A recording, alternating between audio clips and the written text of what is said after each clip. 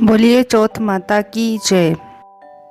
आज के वीडियो में हम आपको करवा चौथ माता की कथा सुनाने वाले हैं।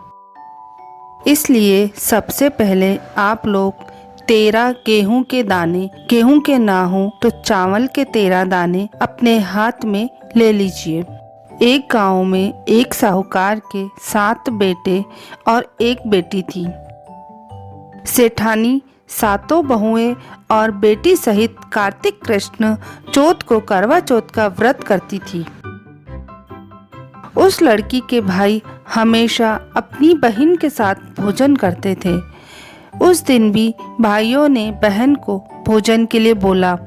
तब बहन बोली, भैया आज मेरा करवा चौथ का व्रत है, इसलिए चांद उगेगा तब खाना खाऊंगी। भाइयों ने सोचा बहन भूखी रहेगी, इसलिए एक भाई ने दिया लिया और एक भाई ने चलनी लेकर पहाड़ी पर चढ़ गए।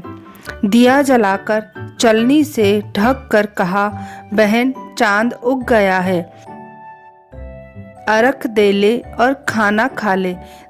तब बहन ने भाभियों से आकर कहा कि भाभी चांद देख लो। तब भाभी बोली, बाई जी ये तो चांद तुम्हारे लिए उगा है, तुम ही देख लो, हमारा चांद तो रात में दिखेगा। बहन अकेली ही खाना खाने बैठी। पहले कौर में ही बाल आया। दूसरा कौर खाने लगी तो उसे ससुराल से बुलावा आ गया कि जवाई राजा बहुत बीमार है, सो बहू को जल्दी भेजो। माँ ने जैसे ही कपड़े निकालने के लिए बक्सा खोला, 3 बार ही कभी सफ़ेद, कभी काला, कभी नीला कपड़े ही हाथ में आए। माँ ने एक सोने का सिक्का पल्ले से बांध दिया और कहा, रास्ते में सबके पैर छूती जाना, जो भी तुझे अमर सुहाग की आशीष देवे उसको ही ये सोने का सिक्का देना और पल्ले से गांठ बांध लेना। रास्ते में सब औरतें भाइयों का सुख देखना की आशीष देती गई, किसी ने भी अमर सुहाग की आशीष नहीं दी। ससुराल के दरवाजे पर पहुंचने पर पल्ले में सोती हुई जेठूती झूल रही थी। उसे पैर छूने लगी तो वह बोली कि सील हो सपूती हो, 7 पूत की माँ हो। यह वाक्य सुनते हुए उसने जल्दी से सोने का सिक्का निकालकर उसे दे दिया और पल्ले से गांठ बांध ली। अंदर गई तो पति मरा पड़ा था। बहू ने अपने मरे हुए पति को जलाने के लिए नहीं ले जाने दिया और बोली, मेरे लिए एक अलग से झोपड़ी बनवा दो। और वहीं अपने मरे हुए पति को लेकर रहने लगी।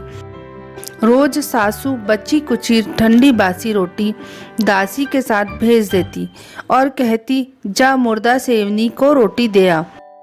थोड़े दिन बाद माघ की तिल चौथ आई और बोली, करवा पिला तू करवा पिला, भाइयों की प्यारी करवा ले, दिन में चांद देखने वाली करवा पिला। जब वो बोली कि हे चौथ माता, मेरा उजड़ा हुआ सुहाग तो आपको ही बनाना पड़ेगा, मेरे पति को जिंदा ही करना पड़ेगा, मुझे मेरी गलती का पश्चाताप है, मैं आपसे माफ़ी मांगती हूँ। तब चौथ माता बोली, मेरे से बड़ी बैसाख की बैसाखी चौथ आएगी, वो तुझे सुहाग देगी। इसी तरह बैसाखी चौथ आई और उसने कहा कि भादवे की चौथ तुझे सुहाग देगी। तब कुछ महीने बाद भादुड़ी चौथ माता स्वर्ग से उतरी और वही सब बात कहने लगी। तब उसने चौथ माता के पांव पकड़ लिए।